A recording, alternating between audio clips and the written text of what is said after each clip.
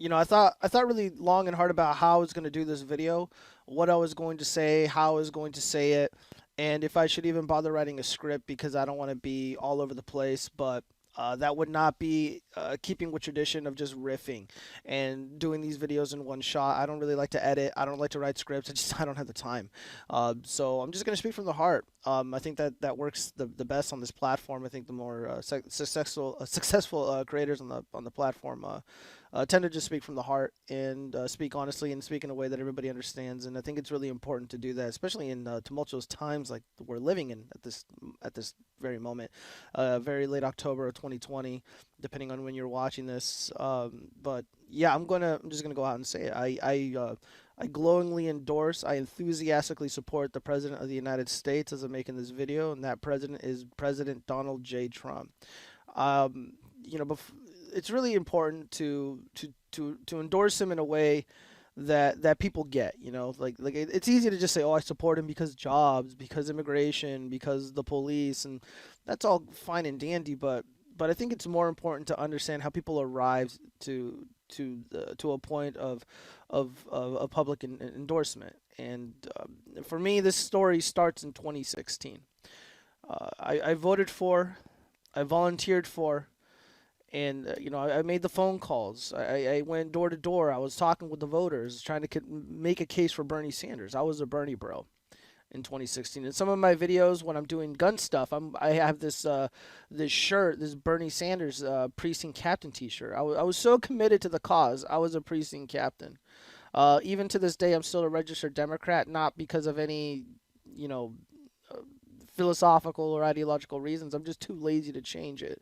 And I also genuinely believe I'm going to be less messed with as a registered Democrat than a Republican. But nonetheless, the Republicans always get my support from here on out. The last election in 2018, I supported nothing but Republicans. And I'm going to continue to support nothing but Republicans because the Democratic Party is suicidal.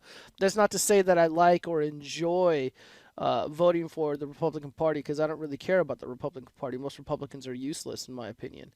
The only effective one that I can think of at the top of my head is Mitch McConnell. I may not agree with all of his, political opinions, but the dude is effective. He's smarter than all of them, maybe even smarter than Trump. And of course, I like Trump. I'm pro-Trump. I'm not pro-Republican. I'm pro-Trump. But despite that, in 2016, back to 2016. We lost a primary out here in Nevada. Bernie Sanders lost in Nevada, and it was very emotional. I was very upset, and Hillary Clinton kept calling people like me sexist.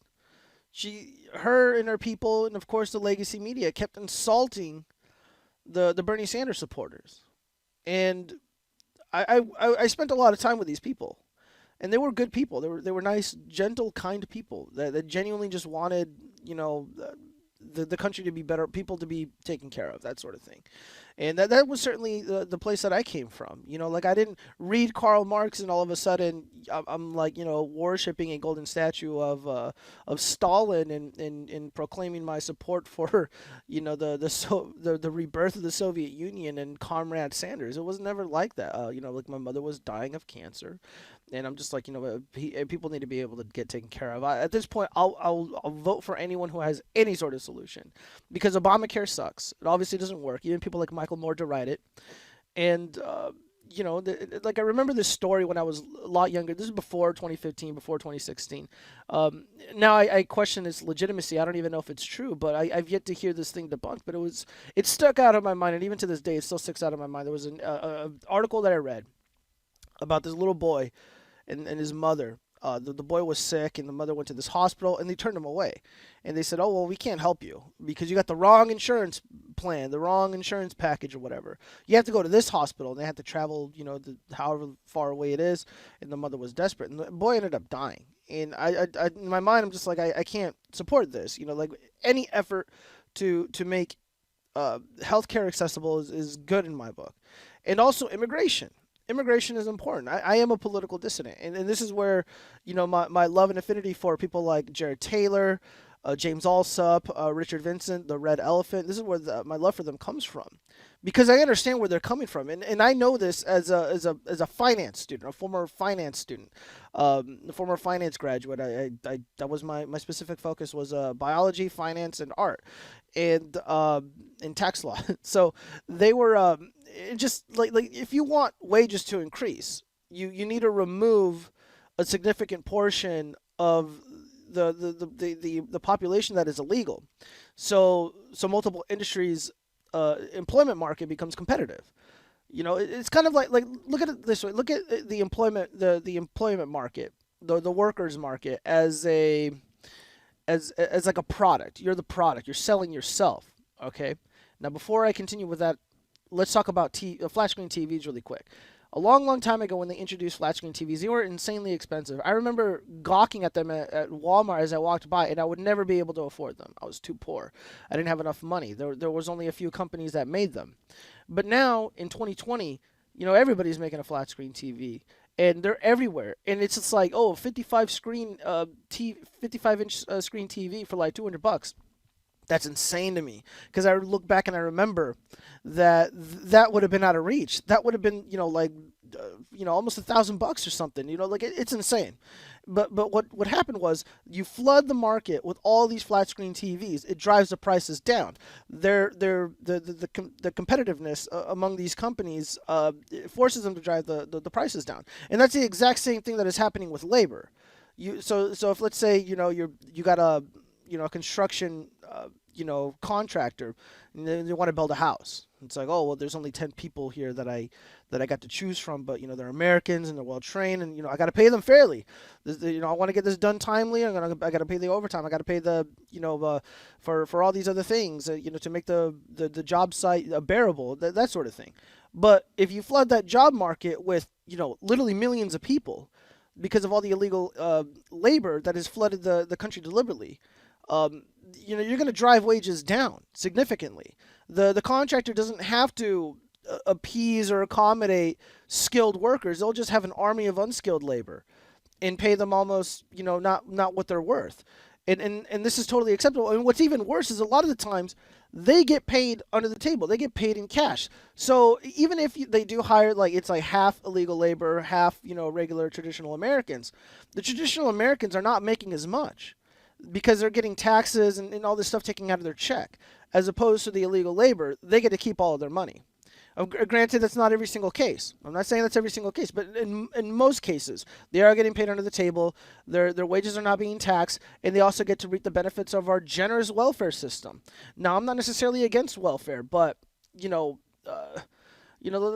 people get unlucky and they need to be taken care of. I understand that, but I'm under the obligation that I signed this contract with the government that my tax dollars is going to go to safeguarding the nation and assisting my fellow Americans, not a flood of illegal aliens that are coming into the country and taking advantage of the American public, taking advantage of our generous welfare systems in place to help Americans.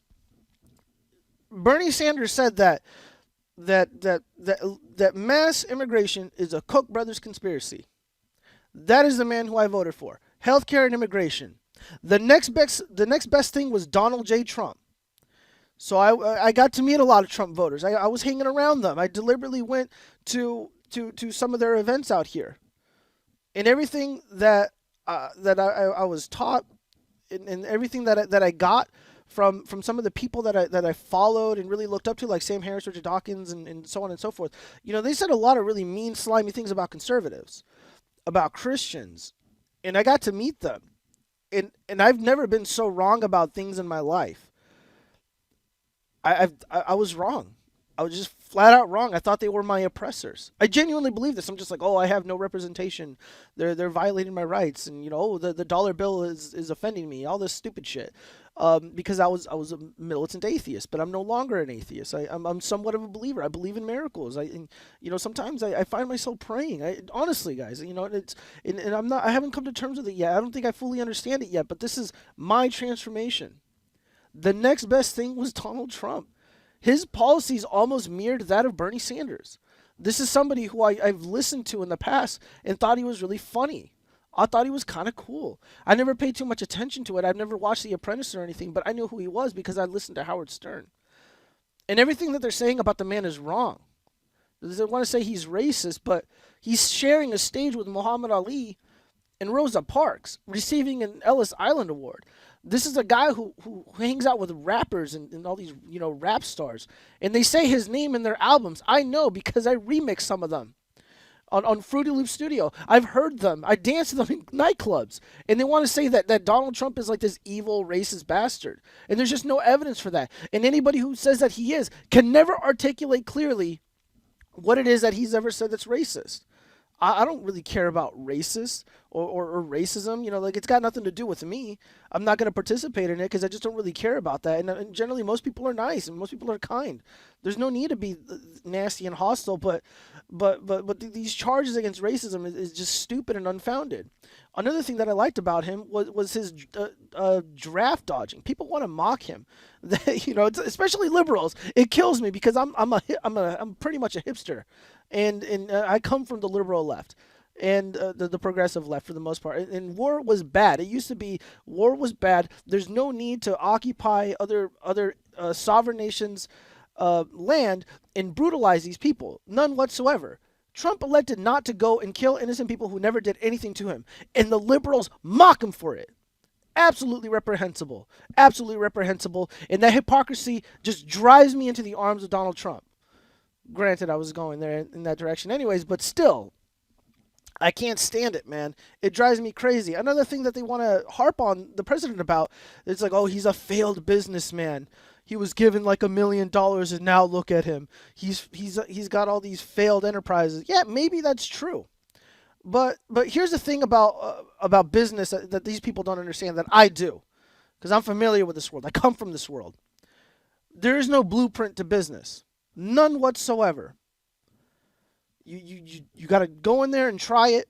Some people get lucky, some people get unlucky. Some people got a plan it works. Some people got a plan it fails. Sometimes it's timing. Who knows? There's no blueprint to having success in business. If there was, everybody would be printing it out, following the directions, and going on down this path of making millions. He went out there. He's failed. And instead of whining and crying about it like a little bitch, he got back up and he kept fighting. And despite all of the failed enterprises, despite all the failed business ventures, he fucking dominated the fashion industry. He dominated the television industry. He's a beauty pageant guru, and now he's the president of the United States. He's a funny. He a successful winery, Trump wine. I have a couple bottles in my kitchen right now, and I'm gonna get fucked up later on, and it's gonna be awesome. It's one of my favorite wines, the Trump Meritage, a real estate mogul, a successful real estate, entrepreneur. And they want to say this is what failure looks like. Just because you fail in life doesn't make you a loser. This is what I was taught growing up my whole life. It's like you're not always going to win the game. You're not going to always win that match on Xbox. You're not always going to get the promotion. You're not always going to get the job. The point is to get up and keep fighting, no matter how hard you get knocked down on your ass. I know what it's like to fail. I know what it's like to for people to downplay your suffering. And Trump gives me hope. He showed the Republicans how to fight back. And a lot of them are not seizing on the opportunity. Trump is going to win this thing. The Republicans are going to probably maintain the Senate. And oh boy, they better shape up, because we are not going to do this shit again. If the Republican Party does not aim to protect and to do the bidding of the American people, to maintain our sovereignty, to protect our borders, we're going to move on. People like me, again, I'm not a Republican. I'm obviously lean more conservative, but I'm not like Lindsey Graham. I'm not like a Rand Paul. It's like I'm not like a lot of these goofballs. They're not gonna get my support if they don't you know do Trump's bidding, fulfill Trump's agenda. And it's funny because the RNC, they're just like, it's like the RNC, they're just like, yeah, our goals, our mission is Trump's mission, and I'm like, yeah, that's what I fucking thought. That's what I thought. But yeah, man, Trump gives me hope, man. He gives me hope. I see him, and it's so refreshing, you know. But it's also like depressing and sad because the the 8 years of the Obama presidency, which Joe Biden wants to bring us back to, that gives me fucking nightmares, man. I remember being college educated, having genuine real world experience, like career type experience, and having a difficult time finding a job. I remember my friends telling me, other really smart people telling me that they filled out like 50 applications and no one's calling them back. And this was Obama's recession. This is the Obama recession. Maybe it wasn't directly caused by him. Maybe it wasn't entirely his fault. But this is somebody who did not spark confidence. And then, of course, at the end of towards the 2016 election, he's like, oh, he didn't even believe in the economy. He didn't believe in the spirit of the American people. Trump does. He's never given up on us. He's never insulted the American people, no matter how hard they try. He's always just been a rah-rah American, but more of like a smooth talker. He comes from the kinds of group of people that I usually hung out with. He's a club rat. He's a party boy. He's rowdy. He's rambunctious. And I gotta say, man, like Trump's the guy, man. He's got my glowing endorsement, and I supported him, much to my detriment. I've lost friends. It's like I've lost opportunities, and you know what? I don't really care. I did so knowing that we were going to pay a massive price for doing so. I just didn't think it would be as massive as it was, because I look back to 2015. Trump supporters have been murdered, assassinated, literally hunted down. There's videos of it. We've been beat up. We've been mobbed. They published our personal information online. And then they come after us. They try to get people fired from their jobs. What does that tell you about this guy? It's just like they really, really don't want him to lead us. It's more about us than about him. Because he's telling us that we deserve to be free. That we deserve to not be taken advantage of anymore. And we have been taking advantage by these mega corporations that want to keep importing all these people from other countries to replace us, to do the work that we traditionally did for, however many years, hundreds of years. It's like, oh, Americans don't want to do this. How do you think this country was built, dude? It's just like the most, it's so tiring. It's so stupid. Goodness, it drives me mad. Support my president. I'm going to be voting for him on November 3rd, and all the. If you're a registered Democrat and you don't think you can vote for Trump, but you want to, go to the polls and vote for him. You don't need to be a registered Republican to vote for President Trump. Just because you're an independent doesn't mean you're not allowed to vote for President Trump. You absolutely are. Do not let anybody else tell you otherwise. That is a lie. They are a liar. I am a registered Democrat. I voted for Trump in 2016, and I'm going to do it again in 2020. Just a few days from now, and it's going to feel good. I'm going to have another chance to say fuck you to Obama in that terrible time in American history.